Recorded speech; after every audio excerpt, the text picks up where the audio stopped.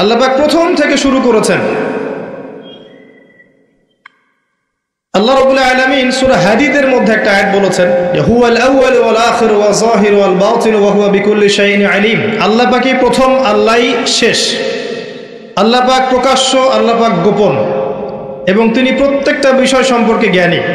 অর্থাৎ এই সৃষ্টির শুরুতে কিচ্ছু ছিল না, শুধু আল্লাহ পাক একাই ছিলেন। পুরো মহাবিশ্ব সৃষ্টির আগে কিছুই ছিল না, শুধু আল্লাহ একা ছিলেন। যদি কারোর মধ্যে ওয়াসওয়াসা আসে আল্লাহকে কে সৃষ্টি করেছেন আউযু বিল্লাহ, তাহলে পড়বেন আউযু বিল্লাহি মিনাশ শাইতানির রাজিম, তারপরে পড়বেন আমানতু বিল্লাহি ওয়া রুসুলিহি, তারপরে পড়বেন হুয়াল আউয়াল ওয়াল আখির ওয়াল যাহির ওয়াল বাতিন ওয়া হুয়া বিকুল্লি শাইইন আলিম। ইনশাআল্লাহ ওয়াসওয়াসা কেটে যাবে।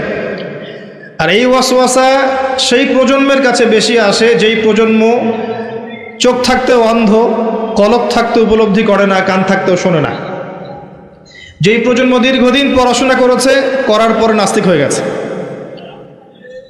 এবং আমরা আমাদের এই প্রজন্মগুলোকে বড় করছি এমনভাবে যে ছোটবেলা থেকে তাদেরকে এমন আদর্শে গড়ে তুলছি, এমন শিক্ষা দিচ্ছি, এমন পরিবেশে বড় করছি, একটা পর্যায়ে গিয়ে যৌবন বয়সে এরা বলছে আল্লাহ বলতে কেউ নাই, নাউযুবিল্লাহ।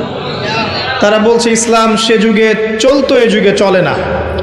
ইসলামের মৌলিক বিষয়গুলো যারা পালন করে এরা মৌলবাদী, এরা সন্ত্রাসী। ইসলামের পর্দার বিধান ওই যুগে চলতো, এই যুগে চলে না, এটা আধুনিকতার যুগ, এগিয়ে যাওয়ার যুগ। এখনকার জেনারেশন এই কথাগুলো বলছে।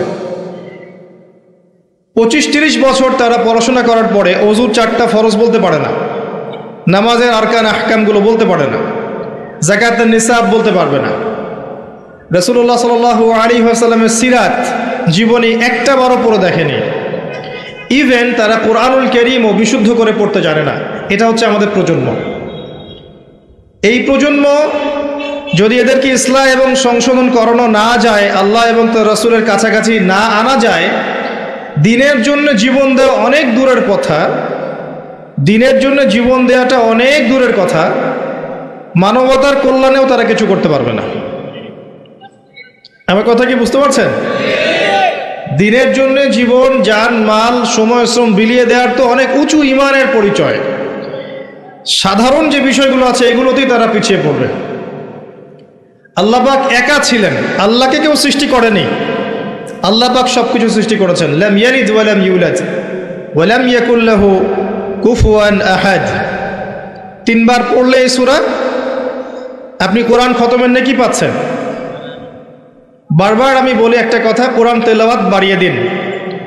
দৈনিক অন্তত 5টা পৃষ্ঠা 10টা পৃষ্ঠা করে পড়ুন। কোরআনুল কারীমের তেলাওয়াত আপনার জীবনে বারাকা নিয়ে আসবে, আপনার হায়াতে রিজিকের সময় ইনশাআল্লাহ বরকত নেমে আসবে। বিপদ আপদ বালা মুসিবতে আপনি কম পড়বেন, রোগ ব্যাধি কম হবে ইনশাআল্লাহ। এবং আল কোরআন আপনার পক্ষে সুপারিশ করবে কাল কিয়ামতের মাঠে ইনশাআল্লাহ আযজা ওয়া জাল। তো আল্লাহ রাব্বুল আলামিন এরপরে সৃষ্টি করেছেন আরশে আযীম, এবং আরশে আযীমটা ছিল পানির উপরে। কানা আরশুহু আলাল মা, আল্লাহ পাক বলেছেন। আরশ বহনকারী ফেরেশতাদের বর্ণনা আল্লাহ পাক কোরআনে সূরা হাক্কার মধ্যে দিয়েছেন। 8 জন ফেরেশতা আরশকে বহন করে নিয়ে আসবে।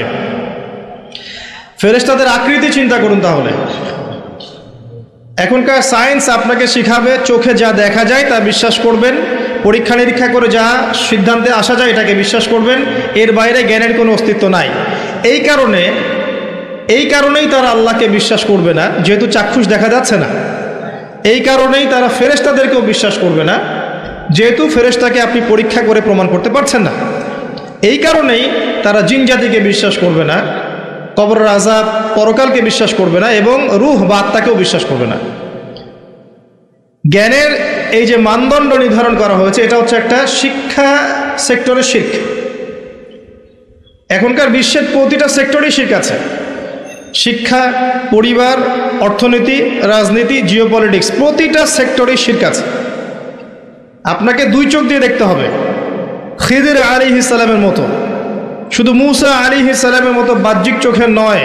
কেন নৌকা ফুটা করলেন, কেন বাচ্চাকে হত্যা করলেন, কেন দেয়াল নির্মাণ করলেন, এভাবে নয়, বরং পিছনের কারণ আপনাকে খুঁজতে হবে। নৌকা ফুটা না করলে জলদস্যু নিয়ে যেত, বাচ্চাকে হত্যা না করলে এ বাচ্চা বড় হয়ে কাফের হতো, পিতামাতাকে কাফের বানাতো। দেয়াল নির্মাণ না করলে এর নিচে কি ছিল, কানস বা গুপ্তধন, এটা ওই এতিম বাচ্চারা পেত না। খিদর আলাইহিস সালামের কাছে আল্লাহর আধ্যাত্মিকত্ব ছিল, আল্লাহর নূর দিয়ে তিনি দেখেছেন। এভাবে দেখলে আপনি বুঝবেন সারা ওয়ার্ল্ডের প্রতিটা সেক্টরে এখন করাপশন, দুর্নীতি এবং শিরক আছে, প্রতিটা সেক্টর।